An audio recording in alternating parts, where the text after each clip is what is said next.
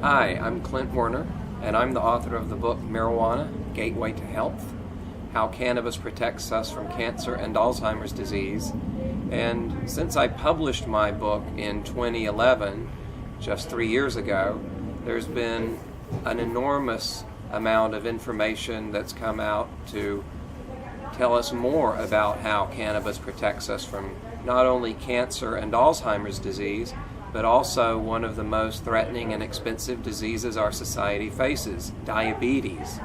And this actually came as something of a surprise to me because there were some earlier studies that I have in my book that cannabis and the cannabinoids in cannabis can protect us from the effects of diabetes and minimize some of the harm that happens as a result of diabetes, such as blindness and perhaps nerve and vessel damage. But what we really see now is that cannabis use really gives great protection to people from even developing diabetes, and that includes both type 1 and type 2 diabetes. With type 1 diabetes, it's pretty remarkable that THC, CBD, and perhaps other cannabinoids like THCV have really powerful effects at minimizing the harm that the body's immune response does to the cells in the pancreas that produce insulin that help regulate blood sugar and convert it into energy in the body. And that's part of the problem with type 1 diabetes, is that the body's immune system attacks these cells. They can't produce insulin. The glucose doesn't get converted to energy, and glucose is very harmful when it lingers in the bloodstream. It causes a lot of damage to cells and nerves and a whole chain reaction of damaging events. So what researchers have found is that THC modulates immunity. It acts as an immune modulation drug. It actually preserves these cells and stops the body to some degree from turning on them and harming them, so that you continue to have some degree of insulin production, natural insulin production.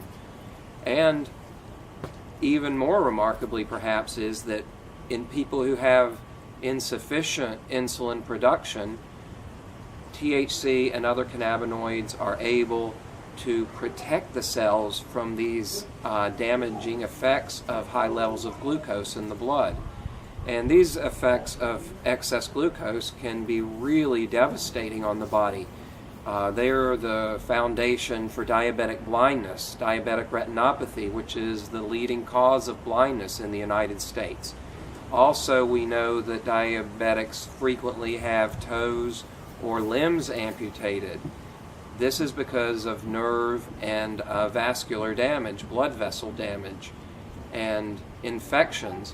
And cannabis really addresses this and stops this damage to nerves and cells and blood vessels, and keeps people safe from going blind or having to have amputations. And in type 2 diabetes, which is adult onset diabetes, the interesting thing is this is very associated with weight gain and excess fat and obesity, which causes an inhibition of the body's ability to effectively use the glucose in the blood. You get what's called insulin resistance. The cells become resistant to the insulin's effect. And THC and other cannabinoids have the effect of modulating that effect, so that there's far less resistance to taking up the glucose. And once again, when there is excess glucose in the blood, the cannabinoids are shielding the body and the cells and the nerves and the vessels from this damaging effect. So what really was amazing was that some studies came out and showed that regular marijuana smokers have significant protection from developing obesity and therefore diabetes. And there have been a couple of studies that really confirm that regular marijuana smokers are far less likely to develop obesity. And it's interesting because we wonder, is the stereotype of the inactive stoner just that, a bogus stereotype? And it seems to be so, because it seems that cannabis users might be more active and might get out and be interested in life and be having more physical activity than the average person. But there also seems to be a metabolic effect of the cannabinoids in actually modulating the conversion of excess sugar in the body to fat, so that people are less prone to become diabetic. And once again, if you're less obese, you're far less likely to develop type 2 diabetes. So we see that this is really a great picture for one of the most threatening diseases that our society faces in terms of human misery and medical expenses, and also lost potential from people, who die early or are incapacitated before their natural ability and lifespan of contributing to society is fulfilled. And that's a tragedy, and anything that can help us with that should be welcomed. And cannabis can help us with that. It's really, really clear. I have a couple of studies that came out since I published my book, Cannabinoids and Endocannabinoids in Metabolic Disorder, with a focus on diabetes. And this is very clear that plant cannabinoids such as cannabidiol can be employed to retard beta cell damage in type 1 diabetes. That's the beta cells are the insulin producing cells in the pancreas. And so we see that THC also does this, cannabidiol, CBD does this, and these are products of the cannabis plant. And the cannabis plant doesn't come from a pharmaceutical plant. It is a natural plant. It's a plant that has to be cultivated and has to be grown. And if we don't have people growing these plants, we're depriving people of this natural medicine, which really should be their birthright to have as human beings walking this planet. There's no reason that a plant that can produce these wonderful protective effects shouldn't be available for anyone who needs them. It just makes no sense to criminalize nature and to protect and to prevent people from growing cannabis. And the best way to grow cannabis is to grow it outside in the sunshine, where it evolved, and the sun is the optimum light source for producing these amazing cannabinoids, these plant compounds that we really only find in generous supply, if at all, in the cannabis plant. And so there's no place else to turn. There's no other substances that have the effects that cannabis has and the cannabinoids have in our bodies. The role of cannabinoids is to prevent disease states from getting a hold in us, to interrupt any disease states that might get a hold in us, and to trigger our intrinsic repair mechanisms to dial back the damage that the disease has done. So we really need to embrace these and to encourage people to cultivate cannabis. I also want to go back to some of these studies. Another terrible, terrible disease that our society is facing, and I can tell you from personal experience, is Alzheimer's. I have a family member right now who is in the worst throes of Alzheimer's, who is descending into a state of tortured misery and confusion and despair because of this disease. And it eats me alive every day that this family member lives in a non-medical marijuana state, and I can't provide her with the cannabis she needs to be in better shape. And I have here a study, very recent, from January 2014, that shows that THC, the psychoactive cannabinoid in the marijuana cannabis plant, has very positive effects on the pathology that causes Alzheimer's disease. This is the potential therapeutic effects of THC on Alzheimer's disease from the Journal of Alzheimer's Disease. Now, it's really clear that THC is beneficial for people who either have a family history of Alzheimer's disease or who are already suffering from the early stages of Alzheimer's disease, or who are deep in the throes of Alzheimer's disease. And I'm telling you, it is a terrible, miserable disease. As I mentioned, I have a family member suffering from this, and it is a torturous, fearful, horrible state to be in. This person is constantly cycling between wondering what funeral she has to go to today, whether it's her mother or her father or her sister or her husband. That's her entire day, is stressed out, worrying about funerals that might have happened 30 years ago, but she doesn't know that. And other problems where she is fearful because she doesn't recognize people she used to recognize. And it is really grievous that because she lives in a non-medical marijuana state, I can't help her and provide her with a very simple, very inexpensive remedy that could really calm her down and dial back the suffering and get her off a lot of expensive pharmaceutical drugs. And so this is a lab study, but I also have studies in people that really address this, and this is something that people need to know about. This is a study that was done in a senior citizens home in Israel, and they used inhaled cannabis, either vaporized or smoked, for these elderly patients who were having terrible, terrible problems. And the first case I just want to talk about was Mrs. A, born 1935, admitted at age 75, diagnosed with dementia. Part of that dementia was agitation,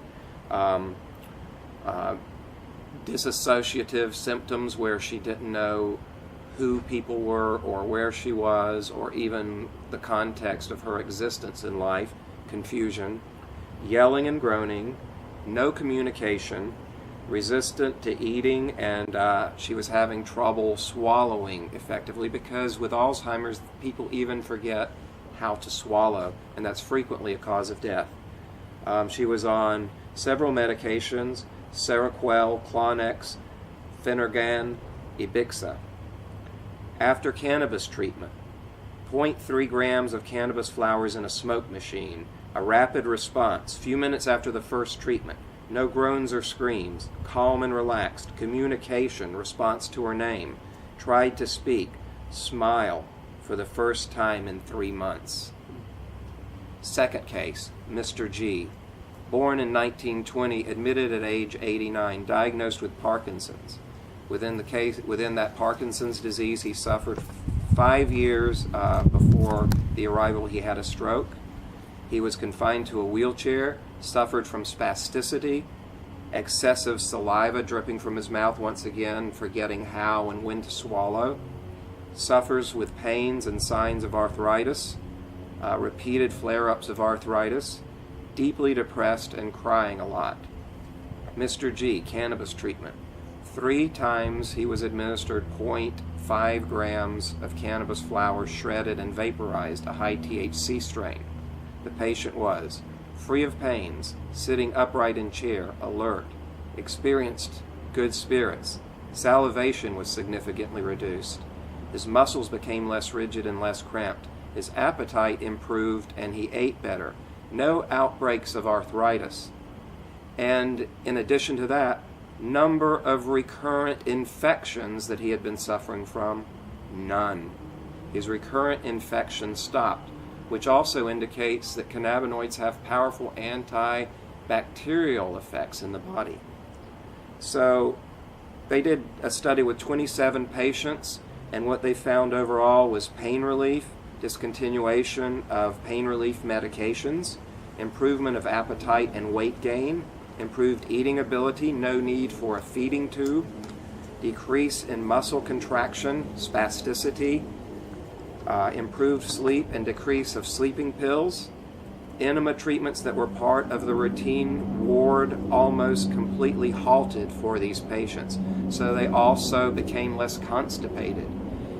These results confirm what many of us have been learning in the last few years, and that is that cannabis is a delivery agent for cannabinoids, which are health building and health protective agents on all levels. And the interesting thing about what we're learning about these effects, these studies and these results, what they're showing us is that much of disease, the cancer, the diabetes, the Alzheimer's, the arthritis, bowel difficulties, all of these are just manifestations of different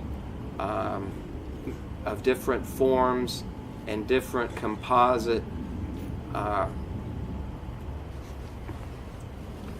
So what we're learning is that these diseases, cancer, Alzheimer's, diabetes, arthritis, digestive disorders, they all have similar root causes.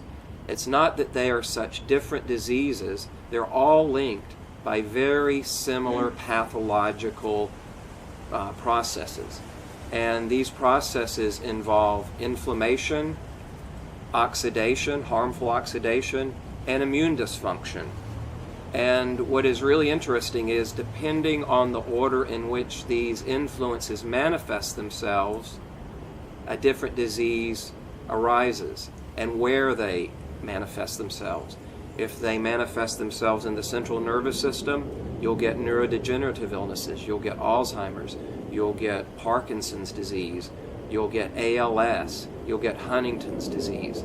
If they manifest themselves in the digestive tract, you can get colon cancer, you can get inflammatory bowel disease, colitis, all of these problems with the bowels. If they manifest themselves in the pancreas, you can get diabetes.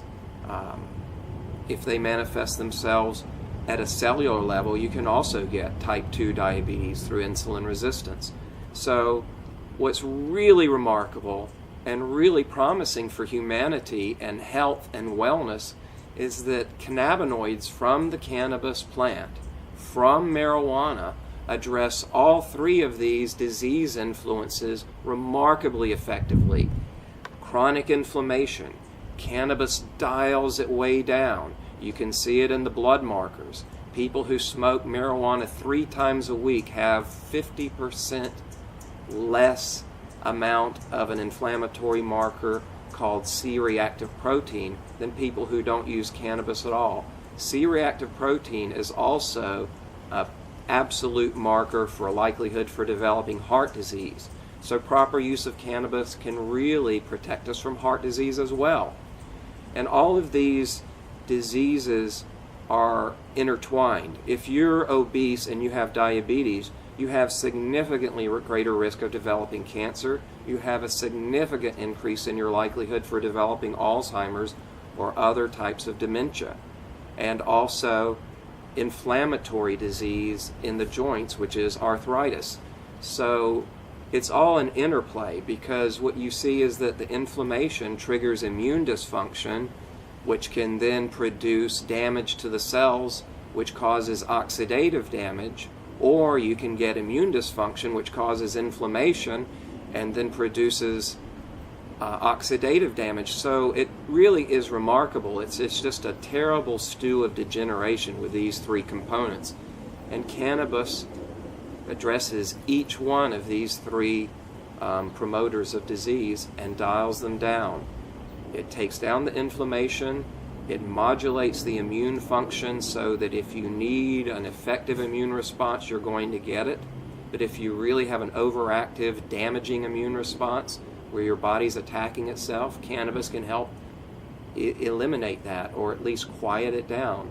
And the oxidative damage, the chain reaction of oxidative damage in the body is attenuated. The cannabinoids go in and they really neutralize the compounds that cause these. And this is something people need to know, because we all have family members who have no interest whatsoever in getting high. And the great news for them is they don't have to get high to benefit from this. But what we have to do is cultivate cannabis, because you can't make it from petroleum waste like they do certain pharmaceutical drugs. You can't synthesize it in a lab. It has to come from the earth and from the sun and the environment. It's really a gift of nature. a gift of God if you want to feel that way about it. It's a blessing to us all, no matter how you feel.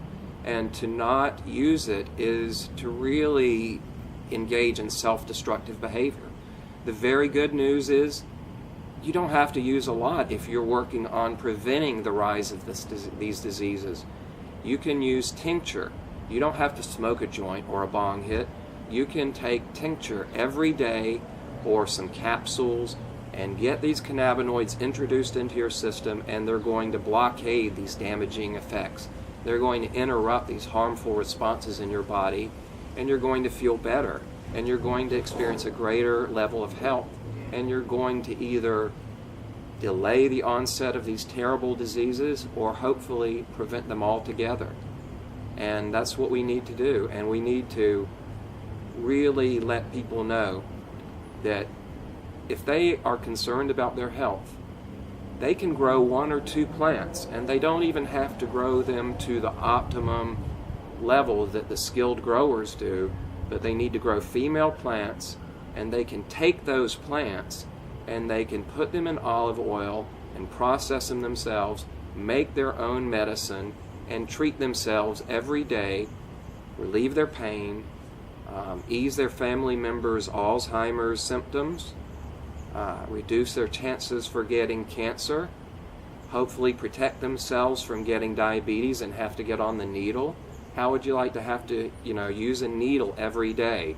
Cannabis can be a gateway drug away from injection drug use in terms of insulin and other drugs, but that's something we need to think about,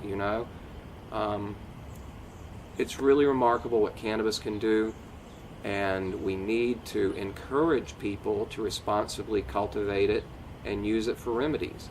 They're topical remedies that work really well for pain, for burns. If you have a burn, the first thing you want to do is get cannabis in a salve and put it on it. I've had personal experience with this.